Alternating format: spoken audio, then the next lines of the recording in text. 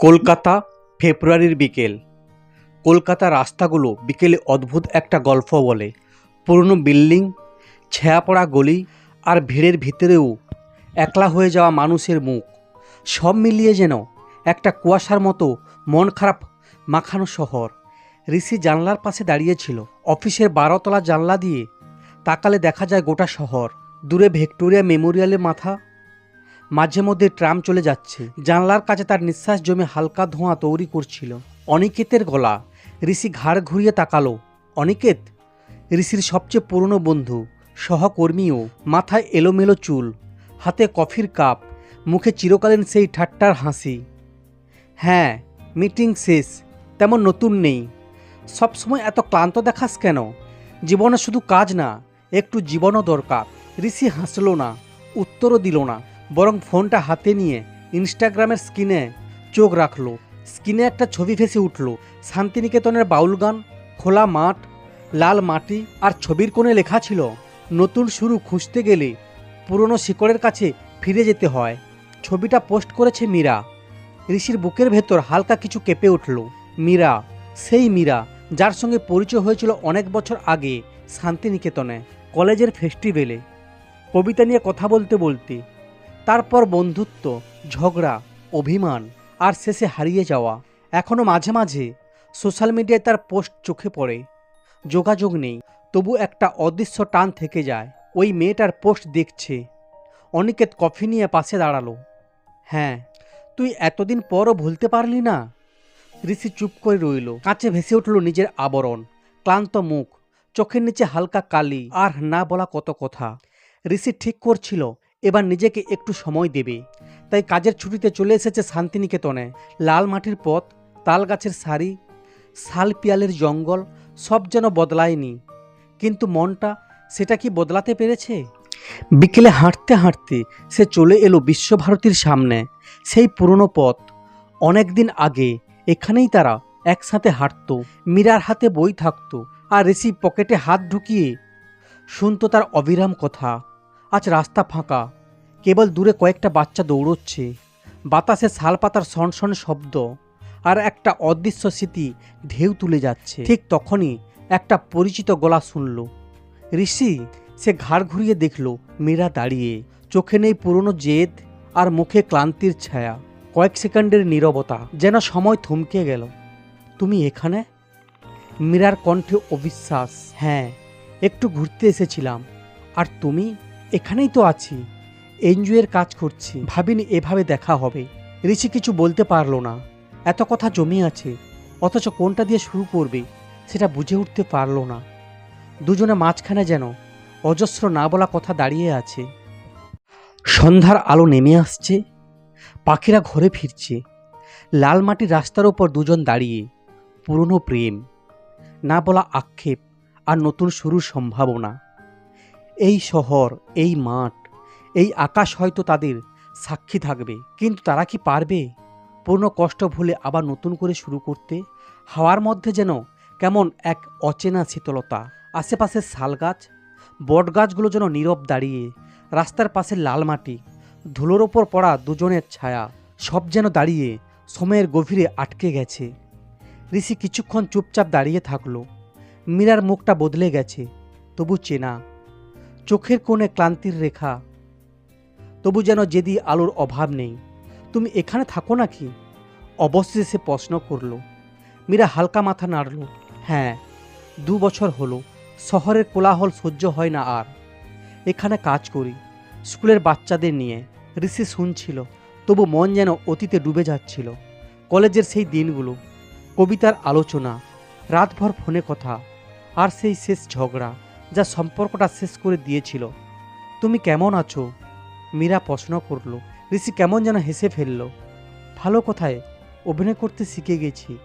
আর তুমি? মীরা কাঁধ ঝোঁকালো। ভালো থাকার অভিনয় আমিও পারি। দুজনেই ঝুঁকল। কথার ভেতর যেন বিষণ্ণতা লুকোনো আছে, সেটা তারা আলাদা আলাদা বইছে এতদিন। পরদিন সকালে ঋষি আবার হাঁটতে বেরোলো। মনের ভেতর অদ্ভুত একটা টান। সে জানে এভাবে হঠাৎ মীরার সঙ্গে দেখা হওয়া শুধু একটা অ্যাক্সিডেন্ট নয়, এটা হয়তো সময়ের ইশারা। একটা ছোট্ট চায়ের দোকানে বসে চা খাচ্ছিল। হঠাৎ পাশের বেঞ্চে এসে বসে পড়ল মীরা। এত ভোরে? মীরার প্রশ্ন। ঘুম আসে না, আমিও ঘুমোতে পারিনি। কথার মধ্যে কোনো নাটকীয়তা নেই। দুজনে ক্লান্ত চোখে লুকিয়ে আছে হাজারটা না বলা কথা। শুনেছি তুমি কলকাতায় কাজ করো। হ্যাঁ, পুরনো বাড়ি, পুরনো শহর নিয়ে কাজ করি। আসলে নতুন কিছু গড়তে গেলে পুরনো তো ভাঙতেই হয়। কিন্তু সব ভাঙা কি ঠিক? মীরা একটু থেমে গেল। সব ভাঙা ঠিক না, কিন্তু ভাঙা জরুরি। কিছু ভুল ঋষি জানে, এ কথা শুধু ঘর বাড়ির জন্য নয়, তাদের সম্পর্কের জন্যও। পুরনো দিনের ভুল, অহংকার, সন্দেহ সব মিলিয়েই ভাঙনে শুরু হয়েছিল। এখানে এসে বুঝলাম, জীবনের সব ব্যস্ততা ফেলে দিলেই তবেই নিজের সঙ্গে দেখা হয়। মীরা বলল। ঋষি তাকিয়ে রইল। সে অনেক কথা বলতে চায়, কিন্তু ভয় পায়। আবার ভেঙে যাওয়ার ভয়, আবার হারানোর ভয়। তুমি কি চাও আমরা আবার কথা বলি? ঋষির সরাসরি প্রশ্ন। মীরা কিছুক্ষণ চুপ করে থেকে বলল, তুমি কি সত্যি বদলেছ? প্রশ্নটা সহজ নয়। সম্পর্ক ভাঙার পেছনে শুধু পরিস্থিতি নয়, ঋষির নিজের অহংকার ও বিশ্বাসও ছিল, যেটা সে নিজেও জানে। সে সোজাসুজি চোখ তাকিয়ে বলল, বদলানোর চেষ্টা করছি, কিন্তু তুমি কি আমাকে সেই সুযোগ দেবে? মীরা গভীর চোখে তাকালো। তার চোখে সন্দেহ, অভিমান, কিন্তু কোথাও একটা কাঁচের দেওয়ালে ফাটল দেখা যাচ্ছে। শান্তিনিকেতনের আকাশে রাতের তারা উঠেছে, দূরে বাউলের গান ভেসে আসছে। ঋষি জানে সব সহজ হবে না, তবু কিছু কিছু অপেক্ষা হয়তো শেষের দিকে এগোচ্ছে। শান্তিনিকেতনের সকালগুলো যেন অন্যরকম। শহরের কোলাহল নেই, শুধু পাখির ডাক, বাতাসে শালপাতার শনশন শব্দ আর লাল মাটির ধুলো। মনে হয় এখানে দাঁড়িয়ে সময়ও ক্লান্ত হয়ে একটু থেমে যায়। ঋষি গত কয়েকদিন ধরেই এখানে। মীরার সঙ্গে কথাবার্তা একটু একটু করে বাড়ছে, শুধু স্বাভাবিকভাবে, কিন্তু ভেতরে কোনো একটা অদৃশ্য দেওয়াল এখন রয়ে গেছে। আজ সকালে মীরা তাকে নিয়ে গেল তার এনজিওর স্কুলে। ছোট্ট একতলা বাড়ি, পাশে বড় শিমুল গাছ, রং করা দেওয়ালে আঁকা বাচ্চাদের ছবি, বাংলা হাতের লেখা। জ্ঞানই শক্তি, শিক্ষা জীবনের আলো। ঋষি চারপাশ দেখে বলল, তুমি সত্যি বদলে গেছো, আগে এতটা স্থির ছিল না। মীরা হেসে ফেলল। জীবন বদলে দিয়েছে, তুমিও তো বদলেছ। আগের মতো এত তড়িঘড়ি রেগে ওঠো না দেখছি। ঋষি কিছু বলল না। সত্যি কথা, সময়ের সঙ্গে অনেক কিছু বদলেছে। সম্পর্ক, মানুষ, বিশ্বাস, সব কিছু। বিকেলে দুজনে নদীর ধারে হাঁটতে গেল। বৃষ্টি নামার আগে ঠান্ডা বাতাস, শিমুল গাছের ফুল পড়ে আছে লাল হয়ে। সেই পুরনো জায়গা, সেখানে একদিন দুজনে বসে কবিতা পড়ত, কখনো হাসি, কখনো অভিমান। মনে আছে আমরা এখানেই ঝগড়া করছিলাম, মীরা বলল হঠাৎ। ঋষির মুখ শক্ত হয়ে গেল। মনে না থাকার উপায় আছে? ঝগড়াটা বড় ছিল, বিশ্বাসের জায়গায় ফাটল ধরছিল। অভিযোগ, অভিমান, ভুল বোঝাবুঝি, সব মিলিয়ে সম্পর্ক শেষ হয়ে গিয়েছিল সেদিন। তুমি মনে করো আমি ভুল ছিলাম? মীরা সরাসরি জিজ্ঞেস করল। ঋষি একটু থেমে বলল, ভুল তো দুজনেরই, শুধু আমি না, শুধু তুমিও না। মীরা একটু তাকিয়ে রইল, তারপর আস্তে বলল, আমরা কি পারবো নতুন করে শুরু করতে, নাকি আগের ভুলগুলো আবার ফিরে আসবে? এই প্রশ্নের উত্তর সহজ ছিল না। সম্পর্কের জট খুলতে সময় লাগে। তবু ঋষি ভেতর থেকে বুঝতে পারল, মীরার চোখে আবার বিশ্বাসের আলো ফুটছে, খুব আস্তে, কিন্তু আছে। সন্ধ্যায় দুজনে বসছিল কফি শপে। ছোট কাঠের দোকান, চারপাশে বাউল গান, কাপে কফির ধোঁয়া উঠছে। তুমি কি আবার কলকাতায় ফিরবে? মীরার প্রশ্ন। ফিরতেই হবে, কাজের জন্য, কিন্তু মন তো এখানেই আটকে যাচ্ছে। ঋষি ইশারা করল শান্তিনিকেতনের আকাশের দিকে। আমিও বুঝি শহর থেকে পালিয়ে আসা যায়, কিন্তু নিজের মন থেকে নয়। তাহলে সময় দাও, আমাদেরও, সম্পর্কেরও। যদি সত্যিই কিছু থেকে থাকে, সেটা সময় টিকিয়ে রাখবে। ঋষি মীরার দিকে তাকালো। হয়তো এটাই ঠিক, জোর করে কিছু হয় না, বিশ্বাস তৈরি হয় ধীরে ধীরে। বাইরে বৃষ্টি শুরু হলো, ছোট ছোট ফোঁটা জানলার কাছে পড়ছে। ঋষি ভাবল, সম্পর্কটাও এই বৃষ্টির মতো, শুরুতে ছিটে ফোঁটা, তারপর ধীরে ধীরে জমে যাওয়া। যদি ভাগ্যে থাকে তবে জমে নদী হয়, যদি না থাকে কেবল ভিজে যাওয়া পথ হয়ে থেমে যায়। সে কফির কাপে ঠোঁট ছুঁয়ে বলল, তাহলে অপেক্ষা করি মীরা। এই শহর যেমন অপেক্ষা করে বসন্তের জন্য, আমরাও অপেক্ষা করি নিজেদের জন্য। শান্তিনিকেতন থেকে কলকাতায় ফিরে আসা মানে যেন এক ধরনের মানসিক ধাক্কা। লাল মাটির ধুলো, শিমুল ফুল, খোলা আকাশ ছেড়ে আবার কাঁচের দেওয়াল, ট্রাফিক, ব্যস্ত মুখ, সব যেন অচেনা লাগে। ঋষি একা দাঁড়িয়েছিল ব্যালকনিতে। শহরের হাজারটা আলো, শব্দ, সব মিলিয়ে কোলাহলের ভেতরও একটা নিঃসঙ্গতা। হাতে ফোন, ইনস্টাগ্রামে মীরার ছবি, নদীর ধারে দাঁড়িয়ে মুখে সেই চেনা হাসি। এই কদিনে মীরার সঙ্গে যে দূরত্বটা কমেছিল সেটা আবার বেড়ে যাচ্ছে কিনা সেই ভয়টা ক্রমশ বাড়ছে। ঠিক তখনই ফোন বেজে উঠল। স্ক্রিনে মীরার নাম। কলকাতা পৌঁছেছ? ওপারে মীরার গলা। খুব খারাপ লাগছে। আমারও। ছোট্ট বিরতি, তারপর মীরা বলল, কিন্তু একসঙ্গে থাকলে সময়ও কেটে যায়, তাই না? ঋষি চুপ করল। এত সহজ নয়। সম্পর্ক মানে শুধু অনুভব নয়, বিশ্বাস, দায়িত্ব আর মানিয়ে নেওয়ার লড়াই। সে জানে শহরের ব্যস্ততা সবসময় শান্তিনিকেতনের মতো সহজ হয় না। পরদিন অফিসে ঋষির কাজের চাপ আরও বেড়ে গেল। বড় প্রজেক্ট, ক্লায়েন্টের চাপ, ওপরে আবার পরিবার থেকেও তাগিদ। একদিন 2 দিন করে 1 সপ্তাহ কেটে গেল। মীরার সঙ্গে ফোনে আগের মতো কথা হচ্ছে না। ব্যস্ততা, ক্লান্তি আর মানসিক দূরত্ব যেন ধীরে ধীরে ফিরে আসছে। এক রাতে হঠাৎ ঋষি ফোন করল, তুমি কয়েকদিন ধরে ঠিকমতো কথা বলছো না। আমিও তো একই কথা বলতে পারি। মীরার গলা ঠান্ডা। আবার শুরু হচ্ছে পুরনো গল্প। তোমার সঙ্গে কথা বলা মানে পুরনো গল্প টেনে আনা, তাই তো? তাহলে বাদ দাও। ফোন কেটে গেল। ঋষি জানতো সব কিছু সহজ হবে না। সম্পর্ক মানে যুদ্ধ। নিজের ভয়, সন্দেহ, অভিমান, সব কিছুর বিরুদ্ধে যুদ্ধ। কিন্তু ক্লান্ত মন আর কত লড়তে পারে? কফি শপে বসে অনিকেত বলল, তুই জানিস সমস্যা কী জিনিস? তোরা দুজনেই ভেতরে ভেতরে ভয় পাচ্ছিস, কেউ আগে এগোতে চাস না। ভুল আমি একাই করি, তাই তো? ঋষির বিরক্তি। ভুল তোরা দুজনেই করিস। সম্পর্ক মানে প্রতিযোগিতা না। যে আগে এগোলো সে হেরে গেল, এমনটা ভাবলে সম্পর্ক টিকবে না। ঋষি চুপ করে রইল। বুঝতে পারছি কথাটা ঠিক, কিন্তু ইগো নামক জিনিসটাকে জয় করা কি এত সহজ? রাতে জানলার পাশে দাঁড়িয়ে ঋষি ভাবছিল, শান্তিনিকেতনের আকাশে তারা দেখা যায়। এখানে শুধু আলো আর কুয়াশা। তবু তারার অভাব থাকলেও আকাশ তো একই থাকে। উজ্জ্বল দিক না থাকলেও গভীরে একটা অনুভব থেকেই যায়। ফোন হাতে নিয়ে সে মীরাকে মেসেজ পাঠালো, ভুল হলে শুধরানোর সুযোগ দাও। পাঠানোর পর বুকের ভেতর চাপা ধুকপুক, নাকি সব আবার শেষের দিকে এগোচ্ছে। মেসেজের অপেক্ষা। ঋষি জানলার পাশে দাঁড়িয়েছিল, ফোনে হাত, বারবার স্ক্রিনের দিকে তাকাচ্ছিল। মেসেজ পাঠানোর পর 3 ঘন্টা কেটে গেল, কোনো উত্তর নেই। বাইরে ঝিরঝিরি বৃষ্টি, গাড়ির আলো ভেঙে পড়ছে কাঁচের গায়ে। এই শহর, এই রাস্তা, এই অপেক্ষা, সব যেন একই রকম নিঃসঙ্গ। ঠিক তখনই ফোনটা বাজলো। স্ক্রিনে মীরার নাম। এখন সময় আছে? ওপারে মীরার ঠান্ডা গলা। সব সময় তোমার জন্য সময় আছে। ঋষির গলা কেঁপে উঠল।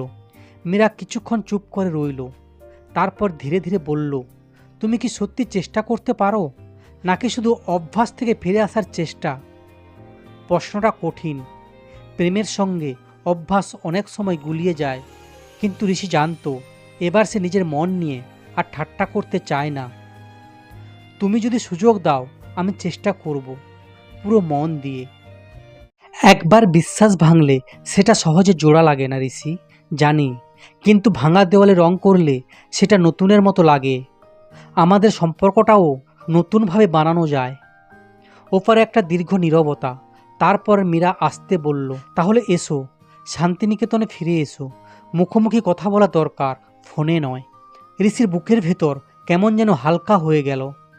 সময় এসেছে, অপেক্ষা শেষ করার সময়। সপ্তাহখানেকের মধ্যে ঋষি আবার শান্তিনিকেতনে পৌঁছলো। লাল মাটির পথ, তাল গাছ, পরিচিত রাস্তা, সব আগের মতোই। কিন্তু এবার তার মন আগের মতো এলোমেলো নয়। দাঁড়িয়ে সে দেখল বাচ্চারা খেলছে, হাসছে। দূরে মীরা দাঁড়িয়ে, মুখে ক্লান্তি কিন্তু চোখে দৃঢ়তা। ভাবিনি এত তাড়াতাড়ি ফিরে আসবে, মীরা বলল। এতদিন দেরি করেছি বলেই এবার তাড়াতাড়ি এলাম। দুজনে চোখে চোখ, মাঝখানে জমে থাকা অভিমান ভয়, ভুল বোঝাবুঝি সব কিছু যেন একটু একটু করে গলছে। বিকেলে দুজনে নদীর ধারে হাঁটতে গেল। মীরা বলল, সব সময় ভেবেছি আমরা একে অপরের মতো মানুষ নই। তুমি শহরের, আমি গ্রামের, তুমি বাস্তবের, আমি কল্পনার, কিন্তু সম্পর্ক মানে তো ভিন্নতাকে মানিয়ে নেওয়া। শান্তিনিকেতনে ফিরে আসার পর ঋষি আবার মীরার মধ্যে একটা নতুন বোঝাপড়া শুরু হয়েছিল। ছোট ছোট কথা, হাসি, পুরনো গল্প টেনে এনে আবার কাছাকাছি আসা। সময় যেন একটু ধীরে কিন্তু ইতিবাচকভাবে এগোচ্ছিল। সকালে মীরার এনজিওতে বসেছিল দুজন। বাচ্চাদের ক্লাস চলছে, বাইরে শালগাছের পাতায় হালকা বাতাস। মীরা চায়ের কাপ হাতে নিয়ে বলল, কলকাতার কাজ কিভাবে সামলাচ্ছ?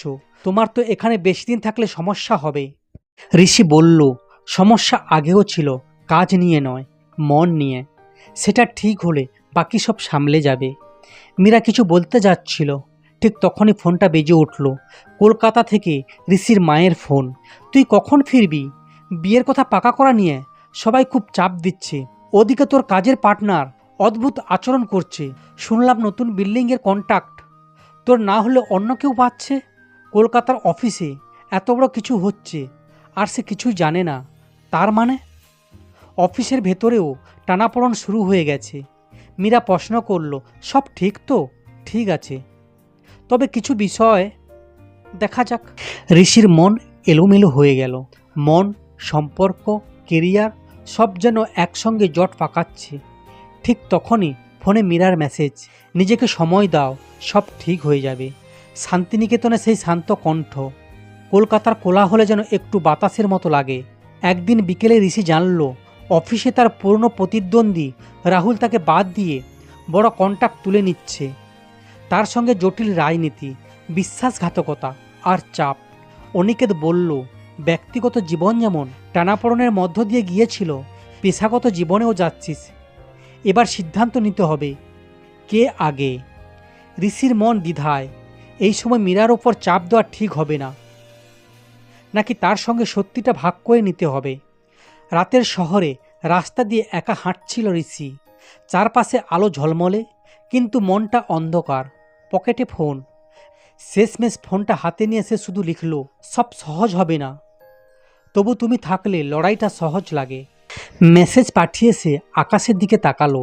তারারা কি আজও তার জন্য অপেক্ষা করছে, নাকি অন্ধকারটাই নিয়তি? কলকাতার আকাশে সকালটা পরিষ্কার, অথচ ঋষির মন ঘোলা। অফিসে ঢুকে চারপাশের মুখগুলো দেখলেই বোঝা যায় কেউ কেউ চুপচাপ চক্রান্তে ব্যস্ত। প্রতিদ্বন্দ্বী রাহুল তার কন্ট্রাক্ট নিয়ে গেছে, অথচ মুখে কেউ কিছু বলছে না। অনিকেত পাশে এসে বলল, তোকে চুপ থাকতে হলে হাঁটতে হবে, আর যদি দাঁড়াতে চাস এবারই সময়। ঋষি জানে ব্যক্তিগত জীবনে যেমন ভয় কাটানো দরকার, পেশাগত জীবনেও তাই। সে সিদ্ধান্ত নিল সব সরাসরি মোকাবিলা করবে। বিকেলে মীরার ফোন এলো, তোমার মেসেজটা পড়লাম। তুমি জানো তো, জীবন সহজ হওয়ার প্রতিশ্রুতি আমি দিতে পারবো না, কিন্তু যদি তুমিও লড়তে চাও আমি পাশে থাকব। মীরার এই কথাই যেন তাকে ভেতর থেকে সাহস দেয়। তুমি তো বরাবরই আমার শক্তি ছিলে, কিন্তু এবার সত্যি বদলানোর সময়। তাহলে বদলাও, ভয় পেও না, আর আমাকে দোষারোপ করো না প্লিজ। আমিও মানুষ, আমারও ভাঙার ভয় আছে। ঋষি জানে এতদিন তার এনজিওই তাদের মাঝে দেওয়াল তুলেছিল। এবার সময় নিজেকে ভাঙার। পরের দিন অফিসে বড় মিটিং। ঋষি সরাসরি বোর্ড মেম্বারদের সামনে রাহুলের সমস্ত ষড়যন্ত্রের প্রমাণ রাখল। অনেকে তো পাশে ছিল। প্রথমে পরিস্থিতি থমকে ছিল, তারপর আস্তে আস্তে সত্যি বেরিয়ে এলো। রাহুলের মুখের ভঙ্গি বদলে গেল, কিন্তু সে সহজে হার মানবে না, সেটা বোঝা যায়। মিটিং শেষে অনিকেত বলল, জানতাম তুই পারবি, কিন্তু সামনে আরও বড় লড়াই। রাতে ঋষি বাড়ির ব্যালকনিতে দাঁড়িয়ে ফোন করল মীরাকে। আজ অফিসে বড় ব্যাপার সামলালাম, এখন বুঝছি সম্পর্ক সামলানো তার থেকেও কঠিন। তুমি চেষ্টা করলে আমাদের পুরনো ভুলগুলো আবার করব না, এবার বোঝাপড়া শিখব। বুকের ভেতর ধুক ধুক শব্দটা যেন আস্তে আস্তে শান্ত হয়ে এলো। বাইরের আকাশে আধা চাঁদ উঠেছে, আলো অন্ধকারের মাঝারি অবস্থান। সম্পর্কটাও তাই, পুরো আলোকিত নয়, আবার পুরো অন্ধকারও নয়। কিন্তু এবার দুজনেই জানে ভয়কে কাটিয়ে এগোতে হলে সময়, বিশ্বাস আর ধৈর্যের প্রয়োজন। আর এবার তারা চেষ্টা করবে। কলকাতার ব্যস্ত দিন, শেষ রাতটা একটু শান্ত, অথচ আজকে রাতে শান্তির আড়ালে একটা ঝড় লুকিয়ে আছে। ঋষি জানতো না এই রাতে তার পুরনো বন্ধু অপূর্ব হঠাৎ দেখা করবে। অপূর্ব কলেজের বন্ধু, মীরারও পরিচিত। সম্পর্কের শেষের দিকে অপূর্বই মীরার অনেকটা পাশে ছিল, কখনো বন্ধু, কখনো একটু বেশিও হয়তো। ক্যাফেতে বসে অপূর্ব বলল, শুনলাম তুই আবার মীরার সঙ্গে যোগাযোগ রাখছিস। ঋষির গলা কেঁপে উঠল। হ্যাঁ, এখন তো ঠিকঠাক কথা হচ্ছে। অপূর্বর মুখে একটা আলগা হাসি। ভালো কথা, শুধু মনে রাখিস তোর আগের ইগো, সন্দেহ আর অতিরিক্ত ভয়টাই তো ওকে তোর থেকে দূরে সরিয়েছিল। তোর জায়গা ফাঁকা থাকলে সেখানে অন্য কেউ আসতেই পারে। ঋষির বুকের ভেতর কেমন যেন চিনচিন করে উঠল। অপূর্ব কথাটা সরাসরি না বললেও ইঙ্গিত পরিষ্কার। সেই সময়, সেই ফাঁকা, সেই অসমাপ্ত বিশ্বাস। তুই কি বলতে চাস? কিছু না, শুধু সাবধান করে দিলাম। ওকে হারানোর ভয়টা সত্যি হলে তখন আফসোস করার সময় পাবি না। অপূর্ব উঠে চলে গেল। ঋষি কফির কাপের দিকে তাকিয়ে রইল। কাপে কেবল ঠান্ডা হয়ে যাওয়া কফি আর মাথায় ঘুরপাক খাওয়া সন্দেহ। রাতে মীরার সঙ্গে ফোনে কথা বলার সময়ও সন্দেহটা মাথা থেকে যাচ্ছে না। তুমি খুব চুপচাপ কেন? মীরা প্রশ্ন করল। কিছু না, অফিসের চাপ। আমার সঙ্গে সত্যি কথা বলছো তো? এই প্রশ্নটা যেন আগের সব ঝগড়ার শুরু ছিল। তখনও ঋষির ভেতরটা কথা চেপে যেত, সম্পর্কের বিশ্বাসটা হারিয়ে যেত। কিছুক্ষণ চুপচাপ থেকে আবার সে সত্যিটা বলল। অপূর্বের সঙ্গে দেখা, তার ইঙ্গিত, সব কিছু। মীরা একদম ঠান্ডা গলায় বলল, অপূর্ব খুব ভালো বন্ধু, ওর প্রতি আমি কৃতজ্ঞ, কিন্তু আমার জীবন নিয়ে আমি সিদ্ধান্তই নেই। তুমি সেটা বুঝতে শিখলে তবেই আমাদের কিছু হবে। ঋষি জানত এই কথার অর্থ। বিশ্বাস ফিরে পাওয়ার রাস্তা এখন অনেক বাকি। অনিকেতের কথা মনে পড়ল। নিজের ভয়কে আগে চিন, না হলে বারবার সেই ভয় তোকে ডোবাবে। ঋষি জানে এবার সময় ভয়কে মোকাবিলা করার। বাইরে বৃষ্টির শব্দ, জানলার কাছে টুপটাপ ফোটার ধাক্কা। মনে হয় মনটাও ঠিক এমনই, ধাক্কা খেতে খেতে পরিষ্কার হয়ে যায়। ঋষি ঠিক করল এবার আর চাপ নেওয়া নয়, সম্পর্কটাকে সত্যি এগিয়ে নিয়ে যেতে হবে। নিজেকে ভাঙতে হবে, সন্দেহকে ছাড়তে হবে। কলকাতার কোলাহলে দিন কেটে যাচ্ছিল, কিন্তু ঋষির মনের ভেতরে অশান্তি কাটছিল না। অপূর্বর কথায়, নিজের সন্দেহ, পুরনো স্মৃতি সব যেন একসঙ্গে মাথায় ভিড় করছিল। কিন্তু এবার সে বুঝতে পারছিল পুরনো মতো পালিয়ে গিয়ে লাভ নেই। সম্পর্ক বাঁচাতে গেলে নিজেকেই আগে বদলাতে হবে। অনিকেত পাশে এসে বলল, তোকে চিনছি অনেক দিন, তুই যত না মীরাকে হারানো ভয় পাচ্ছিস তার চেয়ে বেশি ভয় পাচ্ছিস নিজেকে নিয়ে। তোকে নিজের ভয়টা আগে কাটাতে হবে। কিন্তু বিশ্বাস ভাঙলে কি হয় জানিস তো? ঋষির গলা কেঁপে উঠল। ভাঙা বিশ্বাস জোড়া লাগে, কিন্তু আগে বিশ্বাস করতে শিখতে হয়। ঋষি মাথা নিচু করল। কথা ঠিক, সে বরাবরই সন্দেহ নিজের দুর্বলতার আড়ালে লুকিয়ে থেকেছে। এবার সময় এসেছে সরাসরি দাঁড়ানোর। সপ্তাহখানেক পর মীরা কলকাতায় এলো এনজিওর কাজে, কয়েকদিনের জন্য। ঋষি তাকে নিয়ে গেল হাওড়া স্টেশনে। ট্রেনের ভিড়, হকারদের ডাক, স্টেশনের কোলাহলের মাঝে মীরাকে দেখা মাত্র মনে হলো ভিড়ের মধ্যেও একটা চেনা মানুষ থাকলে শহরটা নিজের মনে হয়। তুমি ঠিক আছো তো? মীরা তাকিয়ে বলল, হ্যাঁ, আর ভয় পেয়ে পালাবো না। মীরার মুখে একটা ছোট্ট হাসি ফুটল। তুমি পালাতে পালাতে ক্লান্ত হয়ে গেছো, এবার দাঁড়াও। দুজন পাশাপাশি হাঁটছিল, মানুষের ভিড়ের মধ্যে হারিয়ে যাচ্ছিল, তবু মনে হচ্ছিল দুজনের মধ্যে একটা আলাদা জগৎ তৈরি হচ্ছে। সন্ধ্যায় কফি শপে বসে কথা হচ্ছিল। তুমি কি এখনও অপূর্বর কথায় মন খারাপ করো? মীরা সরাসরি প্রশ্ন করল। ঋষি একটু থেমে বলল, মন খারাপ নয়, শুধু বুঝেছি যতদিন নিজের ভয় কাটাতে না পারবো কেউ আমার জায়গা পূরণ করার সুযোগ পাবে। তাই এবার নিজের সঙ্গে যুদ্ধ শুরু করলাম। মীরা তাকিয়ে থাকলো কিছুক্ষণ, তারপর বলল, এটাই তো আমি এতদিন চাইছিলাম। আমি চাইনি তুমি নিখুঁত হও, আমি চাইছিলাম তুমি সৎ হও, নিজের সঙ্গে, আমার সঙ্গে। এই কথাটাই যেন ঋষির কান থেকে 1000 কিলো বোঝা নামিয়ে দিল। রাতে রাস্তার পাশে হাঁটছিল দুজন। শহরের আলো, গাড়ির শব্দ, হালকা শীতের হাওয়া, চারপাশের ব্যস্ততা সত্ত্বেও দুজনের মাঝে যেন নীরব একটা শান্তি। ঋষি ভাবছিল সম্পর্ক মানে বুঝি এটাই, কিছুটা ভয়, কিছুটা ভুল, আর অনেকটা চেষ্টা। এবার সত্যি নতুন করে শুরু করা যায় কিনা সেটাই সময় বলবে। কিন্তু প্রথম ধাপটা শুরু হয়ে গেল।